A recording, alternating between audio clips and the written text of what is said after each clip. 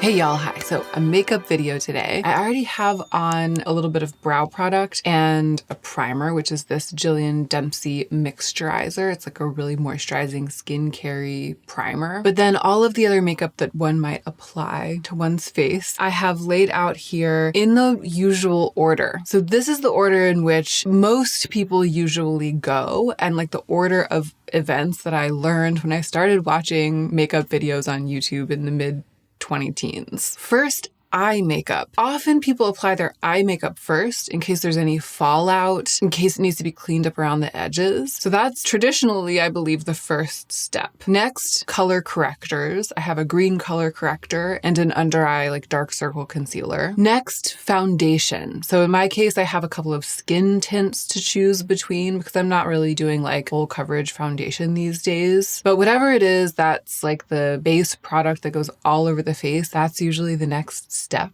Next up, concealer. So whether that's under eye concealer or spot concealer, traditionally it goes after foundation. And then the order of color cosmetics after that usually goes blush, bronzer, highlight, and then the last step, the lip. And so what I'm going to do today is to apply them all, but in reverse, starting with the lip products. I have this NARS lip liner that came in PR. Actually, this NARS combo, but I haven't tried the lip liner yet. The liner is in this dark brown shade called Spunk.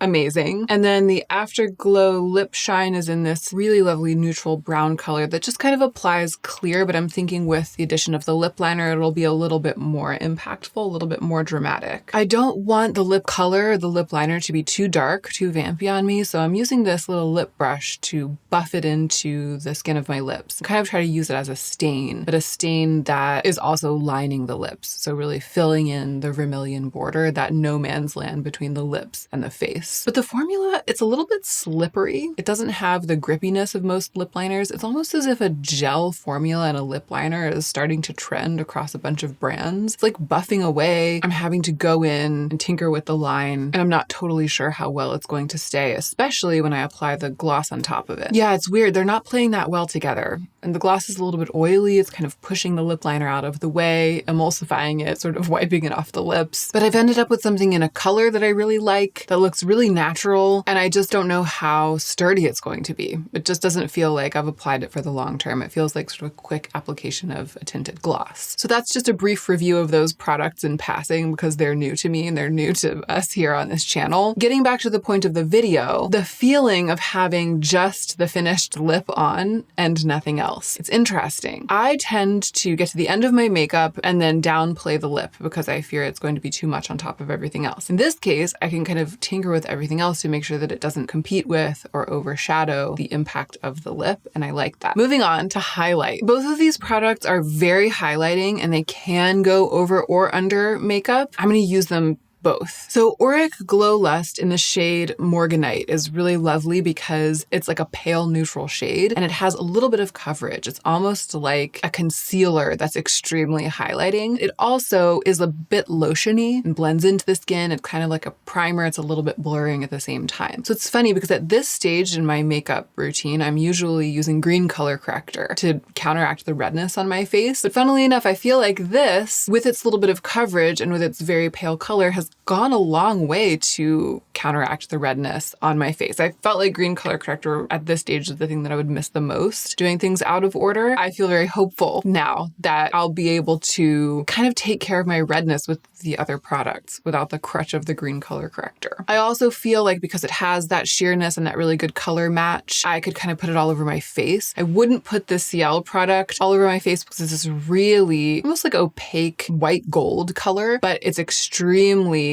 glazed in its finish for the high points. So that's what I'm going to do with it. So yeah, the Ciel Glow and Protect in Church definitely adds a level of brilliant reflect that goes beyond what Glow Lust adds. It's really illuminating, like as makeup, basically.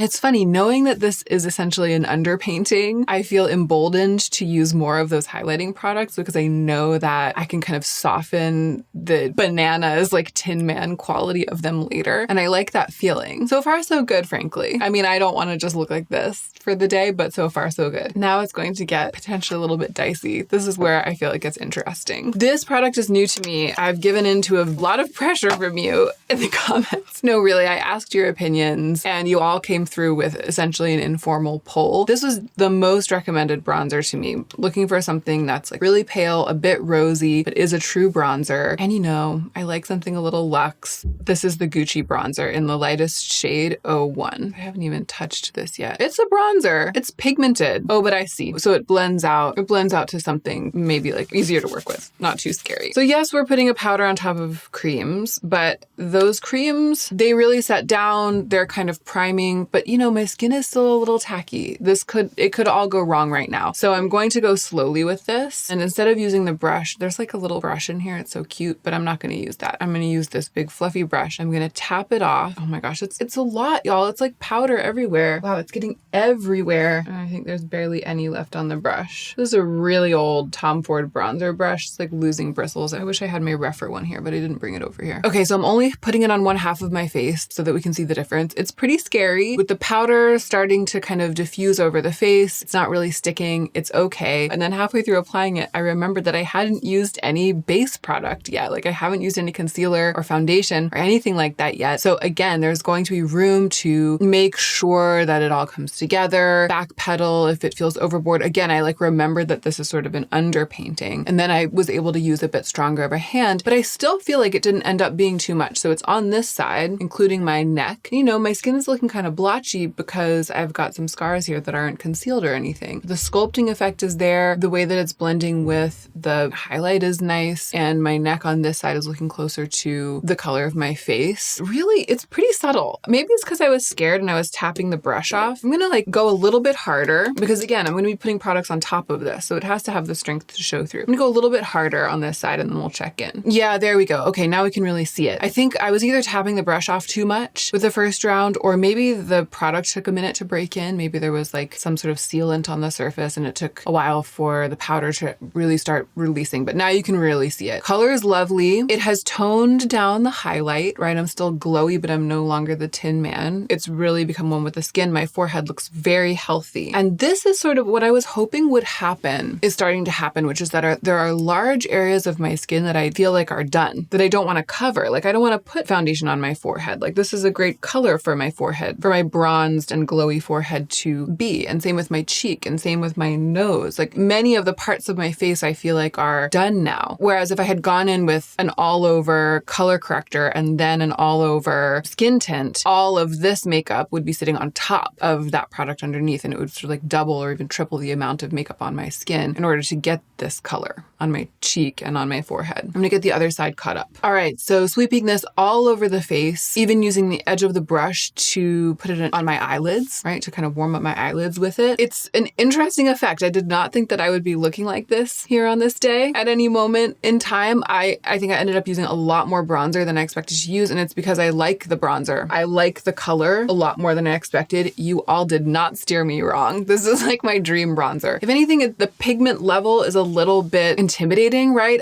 But maybe I just used too much. Maybe I was just overexcited. Maybe there's something about the way that it's gripping to that highlight, right? The like slightly tacky finish that was on my skin because it was essentially primed with liquid and cream highlighter. There's a lot of promise in this product and I'm really excited about this as the base from which to move forward, but not before applying a little bit of blush, which this is a really pretty blushy bronzer for me. So I don't feel like I would ordinarily do that. Actually, I would ordinarily just leave this. Like I like the cheek, but I feel like I need to do the whole thing today because that's the project. I am going to apply, I'm just going to use a fluffy-ish brush to apply just a little bit of this blush, which is, it's West Natillier's Garçon. It's a really nice mauvey brown neutral blush.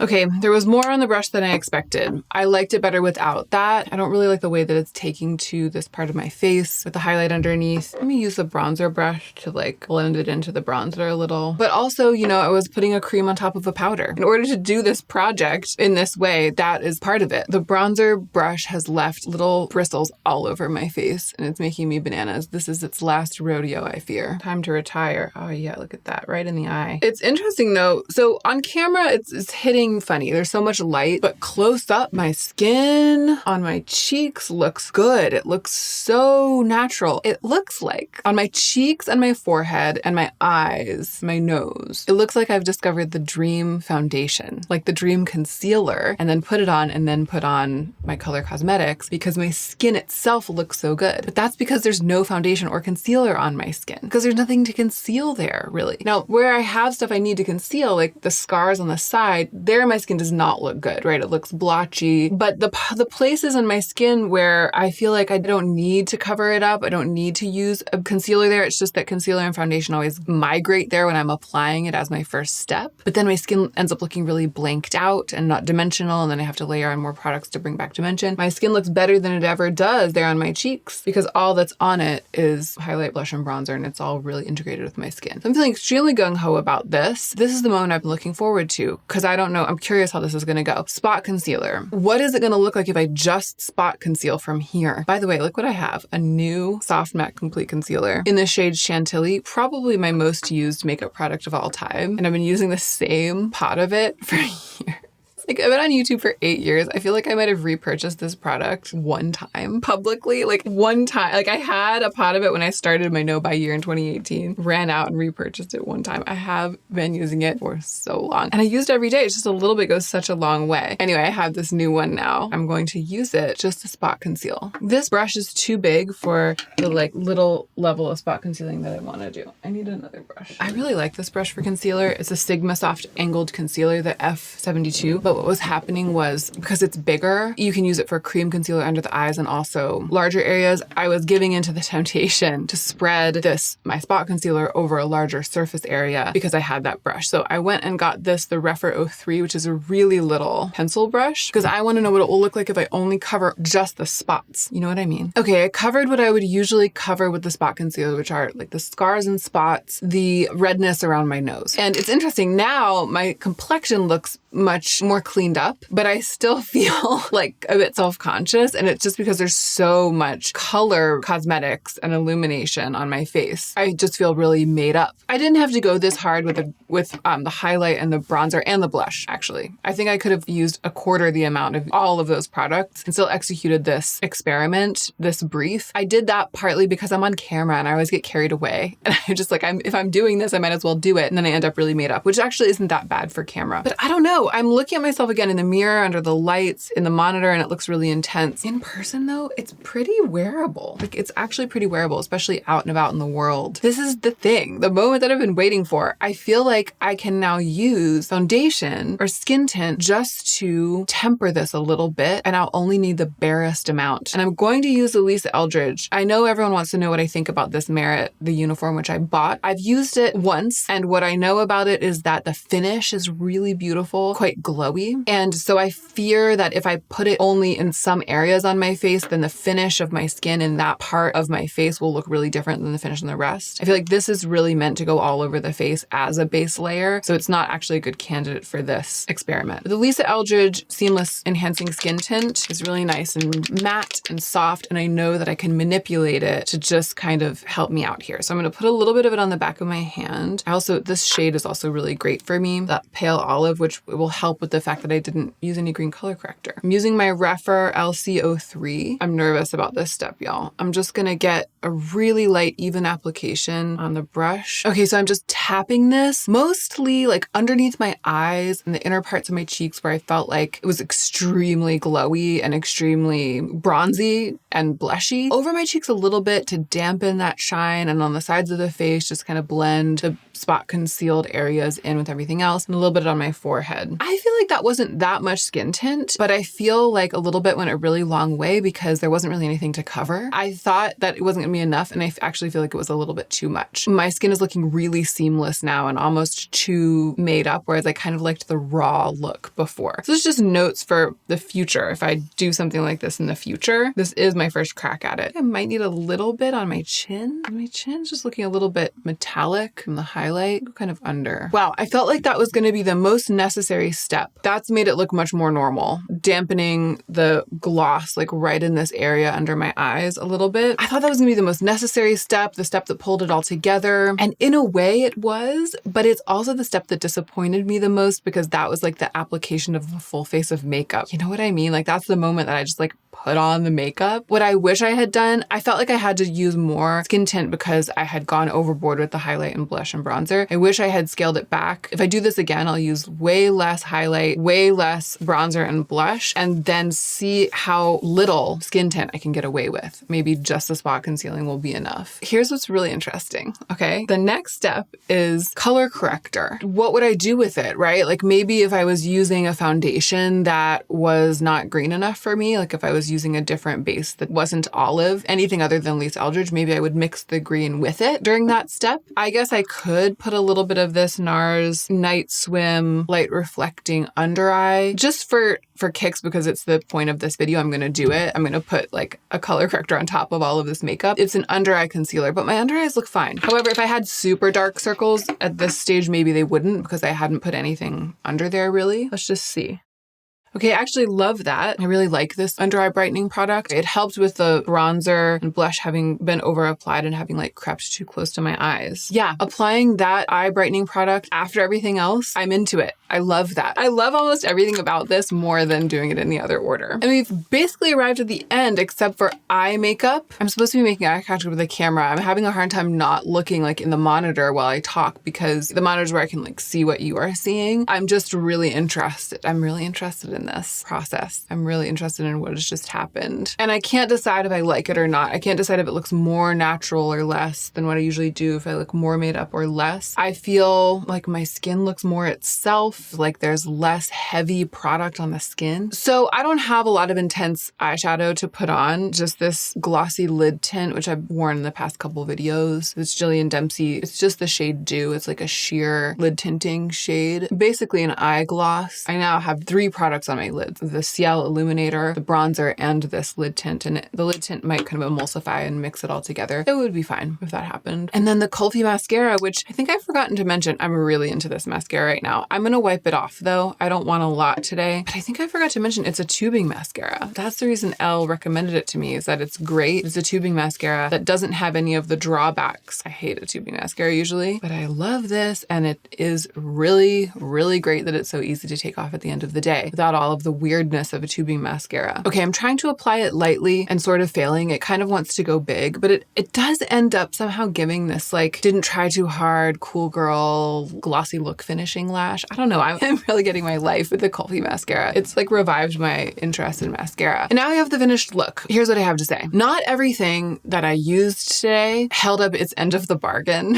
so to speak. And then there were some other things that were user error in the context of this experiment. So in the first category, I would put the NARS products. I feel like the lip liner did not have like the stick-to-itiveness, that grippy, stainy pigment quality, chalky pigment quality that I want from like a really sturdy lip liner. Didn't play well with its counterpart. Not that the lip looks bad, especially because I've been wearing it this whole time. It ended up with this like glossy, lip oily popsicle stain vibe, and it's totally fine. But I would have liked it to stay sturdier and sharper because it might have actually caused me to do less on the rest of my face. But instead, as it melted away into something really natural, I just didn't feel like the stakes were that high. So I feel like in that case, the issue was the product. With the cheek products, it was user error, right? I didn't know the Gucci bronzer well enough. I layered a powder on top of a cream. I used way too much highlighting base product for the other products that I ended up using. I think that if I used maybe a powder highlight with a powder, all the cheek products have been powder, maybe I would have been able to use a more delicate hand. Or if I had used a cream bronzer, maybe a more delicate hand, or just way, way less of the highlighting base product, maybe it wouldn't have ended up being so intense. And then I wouldn't have ended up having to add as much matte skin tint, which I think that is the thing, along with just the intensity of the cheek, that ended me up feeling more made up than I would have liked to feel. Because my hope with this and my vision for the future with this, because I'm going to keep doing this, is that because I'm going backwards, I can really only use the amount that I need and no more than that of everything. Like, I feel like that is sort of where this could take me. But because I sort of mixed it with a trying new makeup and because I'm just a little bit unhinged with the cameras on, it ended up being a lot. When I'm saying a lot is too much, blah, blah, blah, it's because my vibe right now is like, look as cleaned up as possible with as little makeup as possible, because I just don't like the feeling of walking around with makeup like dripping off of my skin. It's the summer, I have a toddler, you know, I'm trying to just really pare it back. But if it were not that context, the makeup looks great, right? Just for trying to get good looking makeup, get your skin to look good, get a beautiful cheek, get a nice complexion without too much product, like outside of the context of my personal preferences, it worked. The experiment worked. And I think the only product that let me down is the NARS lip liner. Highlights from this day to me were, one, putting the NARS eye brightener on top of the rest of the makeup. I loved that. Almost like using it as eye makeup underneath the eyes. I was really into that. The Gucci bronzer, in spite of its struggle or my struggle with it in this context, the Gucci bronzer is the winningest bronzer of my life right now. Like, that really got me together. And everything else performed pretty well. I think it's just a matter of tinkering with the amounts. This was fun. I'm gonna go ahead and say it. Backwards makeup is better than forwards makeup. And I feel like it's not quite the underpainting, the storied underpainting, because underpainting, it's like you do all the stuff underneath and then you like apply all the stuff on top in the same order. I mean, maybe this is just underpainting. I feel like if it's in service of using less makeup, not needing to use as much makeup, I'm for it. And I think it looks great. Tell me what you think. Do you always do your makeup this way? Over the years, I've sort of started mixing it up. I was like going in the reverse of the traditional order. I often will use highlight underneath these days, so that wasn't that radical for me, but I still feel like I learned quite a lot. Thank you for spending this time with me. I hope you learned at least a bit, or at the very least enjoyed it, and I hope you're taking extra good care of yourself so that you can be the most effective version of yourself as you do your work in the world.